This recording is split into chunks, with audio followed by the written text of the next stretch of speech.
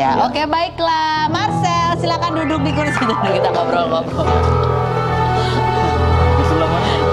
Sebelah sana Marcel. Oke. Oke Marcel, kita lihat ini kompilasinya. Ini kamu lagi ramai diperbincangkan banget gitu ya, karena orang melihat bahwa ya itu benar yang kamu bilang, kamu mengedukasi. Ada banyak hal ternyata, itu dijual ada tuh yang kayak gitu. Oh ada ya ternyata ya. Benda-benda kimia yang bisa kebakar sendiri, apalah gitu ya. Dan kita lihat ini ada beberapa kompilasi di mana pesulap merah ini membongkar beberapa trik yang seringkali kita lihat di oknum-oknum, apa itu namanya? Perdukunan itu. Perdukunan, iya. Kita lihat yang berikut. Kamu kan emang menekuni dunia sulap, itu kan udah lama ya, udah lama. Sebenarnya bukan dunia sulap Apa aja. dong namanya? Dunia Metalis. sulap, dunia supranatural, metafisik, spiritual, saya mendalami semua. Kamu mendalami semua. Belajarnya ke siapa? Macem-macem. Yang metafisik ke siapa? Metafisik ke Pak Yan Nurindra ada. Itu Pak Yan Nurindra apa sebutannya? Udah almarhum sekarang. Itu sebutannya apa berarti profesinya dia? Dia sebenarnya ketua atau pemilik dari Indonesian Board of Hypnotherapy. Sekolah hipnotis terbesar. Dan juga guru besar Reiki ada.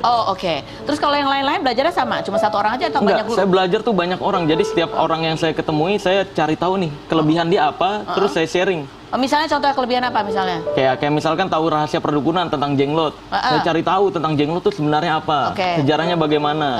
Terus kayak misalkan Semar Mesem, aslinya dari mana, awalnya kenapa bisa sampai dipercaya jimat.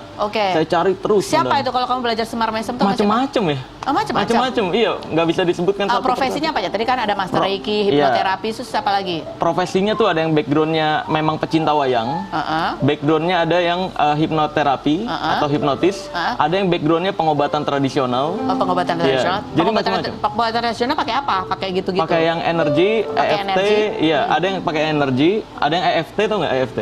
Apa tuh? FT itu yang ditepuk-tepuk. Ada di titik-titik. Yang emotional freedom technique. Ada quantum touch. Jadi dulu memang banyak pelatihannya. Saya juga ikut-ikut workshop gitu-gitu. Nah, ada nggak yang kamu tanyanya sama yang punya kemampuan indigo? Kok indigo begini ya? Nggak indigo beneran? Ya kan ada gitu yang dari lahir dia bukan belajar tapi dia memang punya kemampuan itu given gitu. Tergantung indigo yang dimaksud apa nih?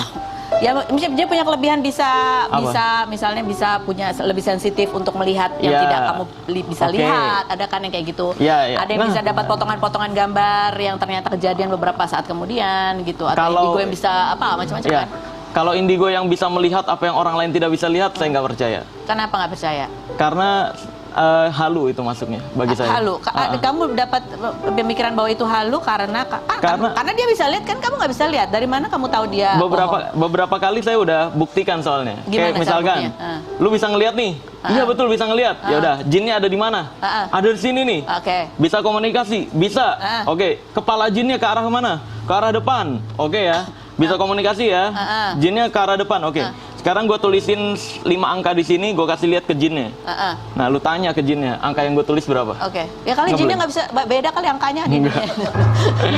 Buktinya bahasanya sama. Bahasanya sama? Iya kan dia bisa komunikasi. Itu berapa orang yang kamu tes begitu? Semuanya. Semua yang aku bisa ngelihat jin, bisa ngelihat itu. Semuanya? Lebih dari 5? Lebih. Kalau ada orang ketemu sama saya kayak gitu, bisa ngelihat jin nih gue nih gitu. Saya tes kayak gitu. Roy Kiyoshi kemarin ditanya gitu nggak? Kamu ketemu? Karena masuknya ya hiburan aja dia.